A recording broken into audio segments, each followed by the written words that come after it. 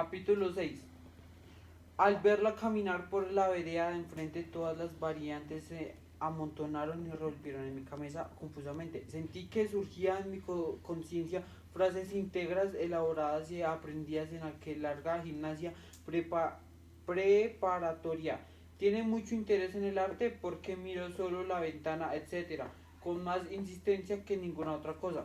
Surgió una frase que yo había desechado por grosera y me sentí en ese momento más llena, me llenaba de vergüenza y me sentía sentir aún más ridículo.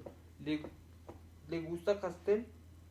Las frases sueltas y mezclas forman un tumultuoso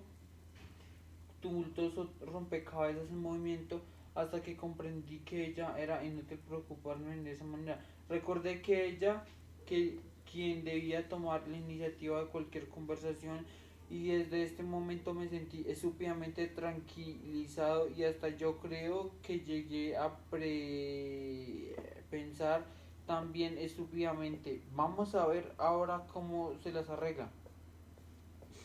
Mientras tanto, y a pesar de razonamiento, me sentía tan nervioso y emocionado que no atinaba a otra cosa que seguir. Se marchaban por la vereda de enfrente sin pensar que siquiera darle al menos la hipotética posibilidad de preguntarme una dirección. Tenía que cruzar la vereda y acercarme. Nada más grotesco en efecto que suponerla pidiéndome a gritos desde allá una dirección. ¿Qué hará? ¿Qué haría? ¿Hasta cuándo duraría esta situación? Me sentía infinitamente desgraciado caminando por varias cuadras. Ella siguió caminando con decisión. Estaba muy triste, pero tenía que seguir hasta el fin. No era posible que después de haberlo esperado era este instante durante meses dejase escapar la oportunidad y andar rápidamente mientras mi espíritu vacilaba. Tanto me producía una sensación singular, mi pensamiento era como un gusano ciego y torpe dentro de un automóvil a gran velocidad. Dio la vuelta en la esquina de San Martín, caminó a unos pasos y entró en el edificio de la compañía T. Comprendí que tenía que decidirme rápidamente entre detrás, aunque sentí que en esos momentos estaba haciendo algo desproporcionado y monstruoso. Esperaba el ascensor, no había nadie más, alguien más audaz que yo, pronunció desde mi interior esta pregunta increíblemente estúpida. Este es el edificio de la compañía T. En un cartel de varios metros de largo que abarcaban todo el frente del edificio, proclamaba que en efecto este era el edificio de la compañía T. No obstante, ella se dio cuenta con sencillez y me respondió afirmativamente. Más tarde, reflexionando sobre mi pregunta y sobre la sencillez y tranquilidad con la que ella me respondió, llegué a la conclusión de que al fin y al cabo sucede que muchas veces uno no ve los carteles demasiado grandes y que por lo tanto la pregunta no era tan irremediablemente estúpida como había pensado en los primeros momentos. Pero enseguida al mirarme se sonrojó tan intensamente que comprendí me había reconocido una variante que jamás había pensado y sin embargo muy lógica, pues mi fotografía había aparecido muchísimas veces en revistas y diarios. Me emocioné tanto que solo atiné a otra pregunta desafortunada. Le tiré bruscamente. ¿Por qué sonroja? Se sonrojó aún más, se iba a responder quizás aún cuando ya completamente perdió el control. Agregué atropelladamente, usted se sonroja porque me ha reconocido y usted cree que esto es una casualidad, pero no es una casualidad, nunca hay casualidades. He pensado en usted varios meses, hoy la encontré por la calle y la seguí. Tengo algo importante que preguntarle, algo referente a la ventanita, ¿comprende? Ella está asustada. La ventanita, balbuceó, ¿qué ventanita? Sentí que se me aflojaban las piernas, era posible que no la recordara, entonces no le había dado menor importancia. La había mirado por simple curiosidad, me sentí grotesco y pensé vertiginosamente que todo lo que había pensado y hecho durante esos meses, incluyendo esta escena, era el colmo de la desproporción y el ridículo, una de esas típicas construcciones imaginarias mías tan presuntuosas como estas reconstrucciones de un dinosaurio realizadas a partir de una vértebra rotal. La muchacha estaba próxima al llanto. Pensé que el mundo se le venía abajo. Sin que yo atinara nada, tranquilo y eficaz, me encontré diciendo algo que ahora me avergüenza escribir. Veo que me he equivocado. Buenas tardes. Salí apresuradamente y caminé casi corriendo en una dirección cualquiera. Habría caminado a una cuadra cuando oí detrás de una voz que me decía, señor, señor. Era ella que me había seguido sin animarse a detenerme. Ahí estaba y no sabía cómo justificar lo que había pasado. En voz baja me dijo, perdóneme, señor, perdóneme mi estupidez. Estaba tan asustada. El mundo había sido hacia unos instantes un caos de objetos y seres inútiles. Sentí que volvía a rehacer y obedecer una orden. La escuché mudo. No advertí que usted preguntaba por la escena del cuadro, dijo temblorosamente. Sin darme cuenta, la agarré de un brazo. Entonces la recuerda. Se quedó en un momento sin hablar mirando al suelo, luego dijo con lentitud, la recuerdo constantemente. Después sucedió algo curioso, pareció arrepentirse de lo que había dicho, por lo que se volvió bruscamente y echó casi a correr. Al cabo de un instante de sorpresa corrí tras ella hasta que comprendí lo ridículo de esa escena. Miré entonces a todos lados y seguí caminando con paso rápido, pero normal. Esa decisión fue determinada por las reflexiones. Primero, que era grotesco que un hombre conocido corriera por la calle tras de una muchacha. Segundo, que no era necesario. Esto último era lo que esencial porque podía verla en cualquier momento a la entrada o a la salida de la oficina. A que correr con lo importante, lo verdaderamente importante era que recordaba la escena de la ventana, la recordaba constantemente. Estaba contento, estaba contento, me hallaba capaz de grandes cosas y solamente me reprochaba en haber perdido el control, el pie del ascensor y ahora otra vez a correr como un loco detrás de ella, cuando era evidentemente que podría verla en cualquier momento en la oficina.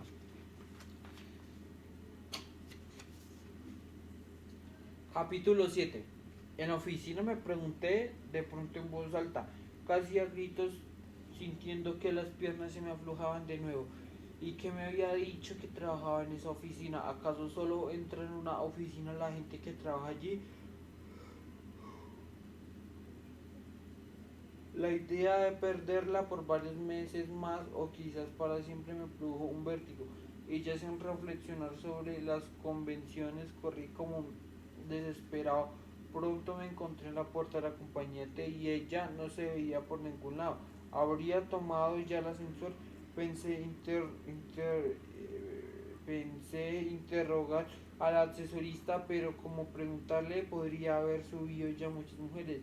Ya tendría entonces que especificar detalles. ¿Qué pensaría el asesorista?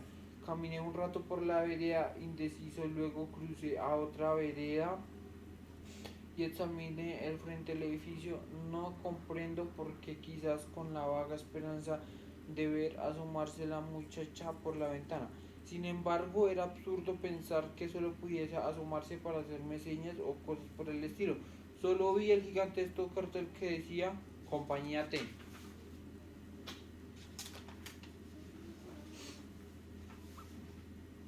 Juzgué a ojo que debía abrazar unos 20 metros enfrente del cálculo. Aumentó mi malestar, pero ahora no tenía tiempo de entregarme a ese sentimiento. Ya me tortura más tarde con tranquilidad. Por el momento no vi otra solución de entrar enérgicamente. Penetré en el edificio y esperé que bajara el ascensor, pero a medida de que bajara noté que mi decisión disimulaba al mismo tiempo de que mi habitual timidez crecía tumultuosamente, de modo de que cuando la puerta del ascensor se abrió, ya tenía perfectamente decidido lo que había de hacer. No diría una sola palabra. Claro que solo en ese caso para que tomar, después de haber esperado visiblemente en compañía de varias personas. ¿Cómo se interpretaría un hecho semejante? No encontré una solución de tomar el ascensor manteniendo claro mi punto de vista y no pronunciarlo ni una sola palabra. cosa perfectamente factible y hasta más normal que un contrario de la corriente que nadie tenga la obligación de hallar el interior de un ascensor, a menos que sea un amigo asesorista, en cuyo caso es natural preguntarle por el tipo de hilo enfermo. Pero por lo que yo no tenía ninguna relación, es verdad que jamás hasta ese momento había visto ese hombre. Mi decisión de no abrir la boca no podía producir la más mínima comprensión. El hecho de que si hubiera varias personas facilitaba mi trabajo, pues lo hacía pasar inadvertido. Eso, entré tranquilamente al ascensor, pues ya hay cosas ocurrentes que había previsto sin ninguna dificultad. Al siguiente, alguien comentó con la asesoría el calor húmedo y este comentario aumentó mi bienestar, porque confirmaba mi razonamiento. Experimenté una ligera nerviosidad cuando dije octavo, pero solo podría haber sido notada por alguien que estuviera encerrado en los fines que yo perseguía en ese momento. Al llegar al piso octavo vi que otra persona salía conmigo, que complicaba un poco la situación. Caminando con lentitud esperé que otro entrara en las oficinas mientras yo todavía caminaba a lo largo de un pasillo. Entonces respiré tranquilo, di unas vueltas por el corredor, fui al extremo, miré que el panorama de Buenos Aires por una ventana, me volví loco y llamé por fin al asesor. Al poco rato estaba a la puerta del edificio sin que hubiese sucedido ninguna de las escenas desagradables que había temido. Preguntas raras del asesorista, etc. Encendí un cigarro y no había tenido encenderlo cuando advertí de mi tranquilidad era bastante absurda. Era cierto que yo había pasado nada desagradable, pero también era cierto que yo había pasado nada en absoluta. En otras palabras más crudas, la muchacha estaba perdida. Más o menos trabaja regularmente en las oficinas, pues si había entrado para hacer algo simplemente de gestión, no podía haber subido y bajado descontroladamente conmigo. Claro que pensé que había entrado gestión, es también posible que no la haya terminado en gran corto tiempo. Esta reflexión me animó nuevamente y decidí esperar en pie del edificio. Durante horas estuve esperando sin resultados, analicé las diferentes posibilidades que se presentaban. Primero, la gestión era larga y en caso había de seguir esperando. Dos, después de que había pasado, quizás estaba demasiado excitada y habría ido a dar una vuelta antes de hacer la gestión. También correspondía esperar. Tres, trabajaba allí. En este caso había que esperar hasta la hora de la salida. De modo que esperando hasta esa hora razoné enfrentando las posibilidades. Esa era lógica que me pareció de hierro y me tranquilizó bastante para decidirme esperar con serenidad en el café de la esquina, desde cuya vereda podía vigilar las salidas de cuánta gente pedí cerveza y miré el reloj. Eran las 3:15. A medida que fue pasando el tiempo me fui afirmando en la última hipótesis. Trabajaba allí, a las 6 me levanté, pues me parecía mejor que esperar a la puerta del edificio. Seguramente saldría mucha gente de deporte, era posiblemente que no la viera desde el café. A los 6 minutos empezaba a salir el personal. A las 6:30 había salido casi todos. Como se infería, el techo de cada vez raleaba más. A las 7:04 no salía casi nadie. Solamente en vez de cuando algún alto empleado, a menos de que fuera a ella un alto empleado. Absurdo, pensé, o secretaría de un alto empleado. Eso sí pensé con una débil esperanza. A las 7 todo había terminado. Capítulo 8. Mientras volvía a mi casa profundamente deprimido, trataba de pensar con claridad. Mi cerebro es un hervidero, pero cuando me pongo nervioso la idea se me sucede como un vertiginoso ballet, a pesar de lo cual, o quizás por lo mismo, he sido acostumbrado a gobernarlas ordenadamente rigurosas. De otro modo, creo que no tardaría en volverme loco. Como dije, volví a la casa en un estado profundamente de depresión, pero no por eso dejé de ordenar y clasificar las ideas. pues sentí que era necesario pensar con claridad, si no quería perder para siempre a la única persona que evidentemente había comprendido mi pintura. O ella entró en la oficina de hacer una gestión o trabajaba allí, no había otra posibilidad. Desde luego, esta última era hipótesis más favorable en este caso. Se, al separaba su casa era necesario esperarla, pues al otro día enfrenté a la entrada, analicé luego una posibilidad de la gestión. Podría haber sucedido que trastornada por el encuentro hubiese envuelto a casa y decidió dejar la gestión para otro día. También en este caso correspondí esperarla a la entrada en estos días era la posibilidad favorable. La otra era terrible. La gestión había sido hecha mientras yo llegaba al edificio durante mi aventura de ida y vuelta en el ascensor, es decir, nos habíamos cruzado sin vernos. El tiempo de todo en el Congreso era muy breve y era muy improbable que las cosas hubiesen sucedido en ese modo, pero era posible. Bien podía consistir la famosa gestión en entregar una carta, por ejemplo. En tales condiciones creí inútil volver a ver otro día sin esperar. Había sin embargo dos posibilidades favorables y me aferré a ellas con desesperación. Llegué a mi casa con una mezcla de sentimientos. Por un lado, cada vez me pensaba en la frase en la que ella me había dicho, la recuerdo constantemente, mi corazón latía con violencia y sentí que se me abría una oscura pero vasta y poderosa perspectiva. Intuí que una gran fuerza hasta el momento dormía que desencadenaría en mí. Por otro lado, imaginé que podría pasar mucho tiempo antes de volver a encontrarla. Era necesario encontrarla. Me encontré diciendo en altavoz varias veces, es necesario, es necesario. Capítulo 9.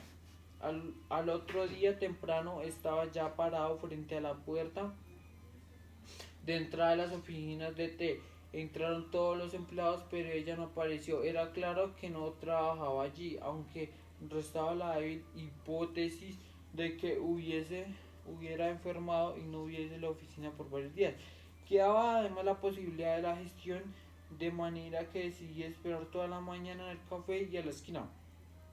Había ya perdido toda la esperanza. Seguía alrededor de las 11:30 cuando la vi salir de la boca del subterráneo. Terriblemente agitado, me levanté de un salto y fui a su encuentro. Cuando ella me vio, se detuvo como si de pronto se hubiera convertido en piedra.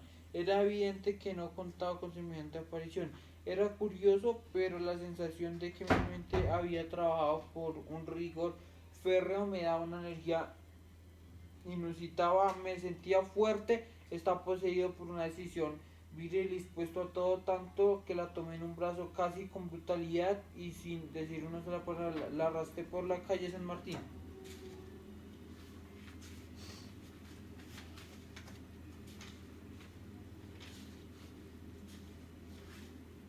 en dirección a la plaza.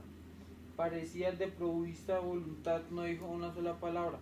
Cuando habíamos caminado unas 2 cuadras me preguntó, ¿a dónde me lleva? A la Plaza San Martín, tengo mucho que hablar con usted. Le respondí mientras seguía caminando con decisión, siempre abrazándola por un brazo. Murmuró algo referente a las oficinas de té, pero yo seguí abrazándola, no vi nada de lo que me decía. Agregué, tengo muchas cosas que hablar con usted. No ofrecía resistencia, yo me sentía mal, un río crecido que arrastraba una rama. Llegamos a la plaza y busqué un banco al lado. ¿Por qué huyó? Fue lo primero que le pregunté. Me miró con esa expresión que yo había notado todo el día anterior y me dijo, la recuerdo constantemente. Era una mirada extraña, fija, penetrante, parecía venir de atrás. De esa mirada recordaba algunos ojos parecidos, pero no podía recordar dónde los había visto. No sé, respondió finalmente. También quería huir ahora. Le apreté el brazo, prométame que no se irá nunca más. La necesito mucho, le dije. Volvió a mirarme como si escrutara, pero no hizo ningún comentario. Después dijo los ojos en un árbol lejano. De perfil, no, de perfil no me recordaba nada. Su rostro era hermoso, pero tenía algo duro. El pelo era largo y castaño. Físicamente no aparentaba mucho más de los 26 años, pero existía en ella algo que sugería edad, algo típico en una persona que ha vivido mucho. No canas, ni ninguno de esos indicios puramente materiales o físicos, sino alguno identificó y seguramente en orden espiritual. Quizás la mirada, pero hasta que de pronto decir nada, la mirada de un ser humano. Era algo físico, que es la manera de apretar la boca, pues aunque la boca y los labios son elementos físicos de manera de apretarlos, y ciertas arrugas también son elementos espirituales. No puedo precisar en aquel momento ni tampoco podía precisarlo ahora, en que definitivamente me daba esa presión de edad. Pienso que también podría ser el modo de hablar. Necesito mucho de usted, repetí. No respondió nada, seguía mirando el árbol. ¿Por qué no habla?, le pregunté. Sin dejar de mirar el árbol contestó: yo no soy nadie, usted es una gran artista, no veo para qué me puede necesitar, le grité brutalmente. Le digo que la necesito, ¿me entiende? Siempre mirando al árbol, musitó. ¿Para qué?, no respondí en un instante. Dejé su brazo y dejé pensativo, para que en efecto hasta el momento no me había sido una especie de instintivo. Cuando la ramita Con la ramita comencé a trazar dibujos geométricos en la tierra. No sé, murmuré al cabo de un buen rato, todavía no lo sé. Reflexionaba intensamente y con la ramita complicaba cada vez más los dibujos. Mi cabeza era un laberinto oscuro y a veces hay como relámpagos que iluminan algunos corredores. Nunca terminó de saber por qué hago ciertas cosas. No es eso. Me sentía bastante tonto. De ninguna manera era esa mi forma de ser. Hice un gran esfuerzo mental. ¿Acaso yo no razonaba?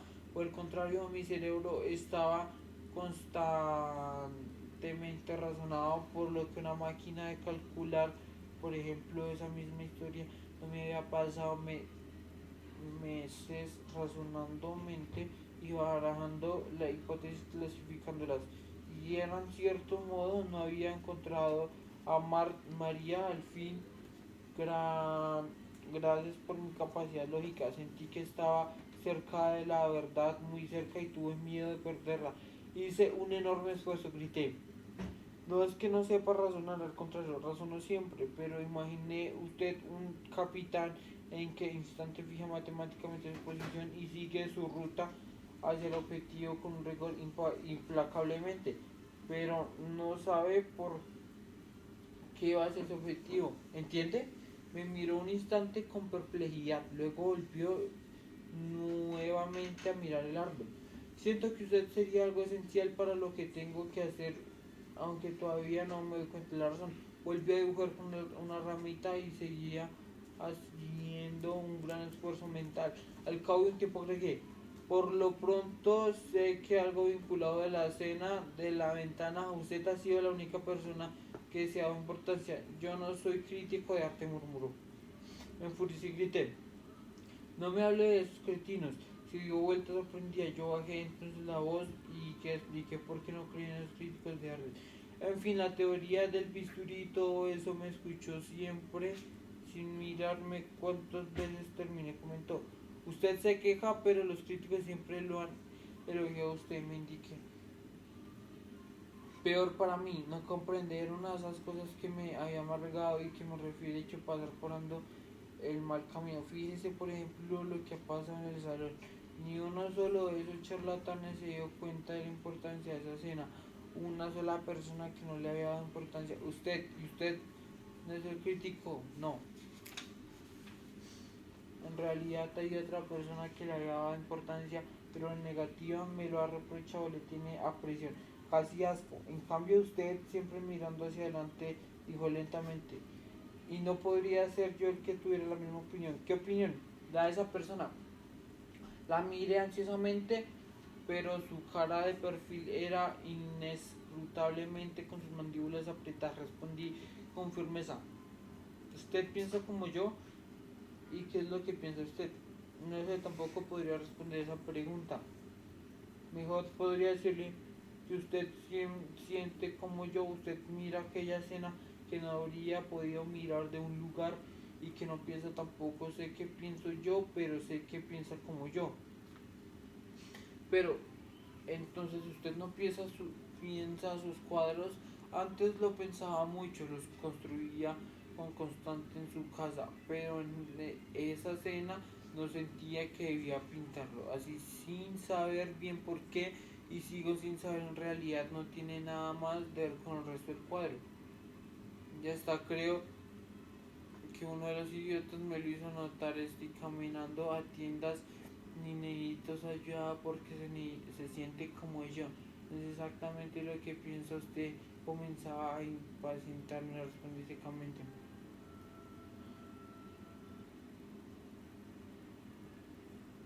No le digo que no sé, se lo pienso. Si pudiera decir con palabras claras lo que siento, sería casi como pensar claro, ¿no es cierto?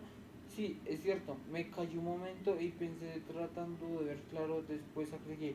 Podría decirse que toda mi obra anterior es más superficial.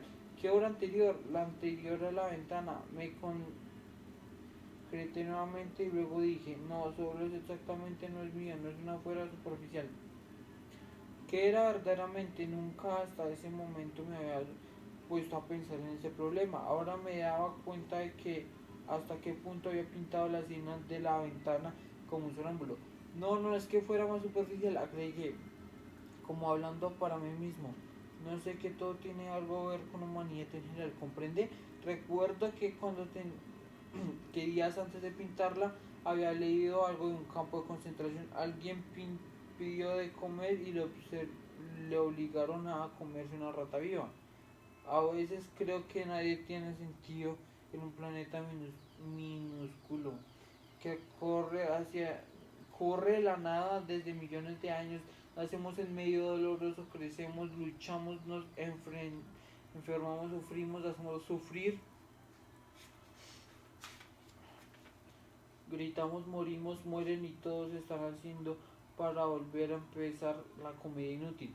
¿Sería eso verdaderamente? Me quedé reflexionando en esa idea de la falta de sentido. Toda nuestra vida sería una serie de gritos anónimos en un desierto de astros indiferentes. Ella seguía en silencio. Esa cena de la playa me da miedo, agregué después de un largo rato, aunque sé que es algo más de profundo, no, más bien quiero decir que me representa más profundamente a mí.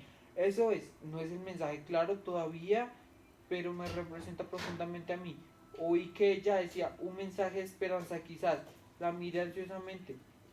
Sí, respondí. Me parece que un mensaje de desesperanza. ¿Ve cómo es usted sentía yo? Después de un momento preguntó, ¿y qué le parece elogiablemente un mensaje de esperanza? La observé con sorpresa. No repuse, me parece que no. ¿Y usted qué piensa? Quedó un tiempo bastante largo sin responder. Ponce quedó la cara y su mirada se clavó en mí. La palabra elogiante no tiene nada que hacer ahí. Aquí, dijo que contestando su propia pregunta. Lo que importa es la verdad. ¿Y usted cree que esa escena es verdadera? Pregunté. Casi con dureza afirmó. Claro que es verdadera. Miré ansiosamente su rostro durante su mirada dura. ¿Por qué, ¿Por qué esa dureza? Me preguntaba. ¿Por qué quizás sintió mi ansiedad, mi necesidad, la comunicación, de comunión? Porque un instante su mirada se ablandó y apareció ofrecerme un puente, pero sentí que era un puente transitorio y frágil colgado sobre el abismo. Pero con voz también diferente agregó, pero no sé qué ganaría con verme, hago mal a todos los que se acercan a mí. Capítulo 10. Quedamos en vernos pronto, me dio vergüenza decirle que deseaba verla el otro día, que se deseaba seguir viéndola allí mismo y que ella no debería separarse. Ya nunca de mí, a pesar de esa memoria, era sorprendentemente, tengo que pronto lagunas inexplicables, no sé, algunas que le dije en algún momento, pero recuerdo que ella me respondió que debería irse. Esa misma noche le hablé por teléfono. Me atendió una mujer cuando le dije que quería hablar con una señorita. María Ibarwen apareció a vacilar un segundo, pero luego dijo que iría a ver si estaba casi intentando oír la voz de María, pero con un tono casi oficinesco que me produjo un vuelco. Necesito verla, María, le dije. Desde que nos separamos he pensado constantemente en usted. Cada segundo me tuve temblando. Ella no contestaba. ¿Por qué no contesta? Le dije con nerviosidad creciente. Esperé un momento, respondió. Oí que oí que dejaba al tubo. A los pocos instantes oí de nuevo su voz, pero esta vez su verdadera. Ahorita también ella parecía temblando. No podría hablar, me explicó. ¿Por qué? Acá entra y sale mucha gente. ¿Y por qué se puede? ¿Y ahora cómo se puede hablar? ¿Cómo se puede hablar? ¿Por qué cerré la puerta cuando cierro la puerta saben que no deben molestarme? Necesito verla, María, repetí con violencia. No he hecho otra cosa que pensar en usted desde el mediodía. Ella no respondió. ¿Por qué no responde? Castel comenzó con indecisión. No me digas, Castel, grité indignado. Juan Pablo dijo entonces con timidez. Sentí que era interminablemente felicidad comenzaba estas dos palabras. Pero María se había detenido nuevamente. ¿Qué pasa? Pregunté. ¿Por qué no habla? Yo también musitó. ¿Yo también qué? Pregunté con ansiedad. Yo también no he hecho nada más que pensar. Pero pensar en qué. Seguí preguntando insaciado. Insaciado. En todo, ¿cómo en todo? ¿En qué? En ese extraño en que todo esto es su cuadro, en el encuentro de ayer, en el de hoy, qué sé yo. La imprecisión siempre ha irritado, pero yo le he dicho que no he dejado de pensar en usted. Respondió, usted me dice que ha pensado en mí, pero un instante luego respondió, le digo que he pensado en todo, no ha dado detalles. Es que todo es tan extraño, ha sido tan extraño, es que estoy tan perturbada. Claro que pensé en usted, mi corazón golpeó, necesitaba detalles, pero me emocionan. Los detalles, no las generalidades. Pero ¿cómo? Pregunté con creciente ansiedad. Le he pensado en cada uno de sus rasgos, en su perfil, cuando mira un árbol, en su pelo castaño, en sus ojos duros, y como de pronto se hacen blandos en su forma de caminar. Tengo que cortar, me interrumpió de pronto. Viene gente, la llamaré mañana temprano. Alcancé a decir son desesperación. Bueno, respondió rápidamente.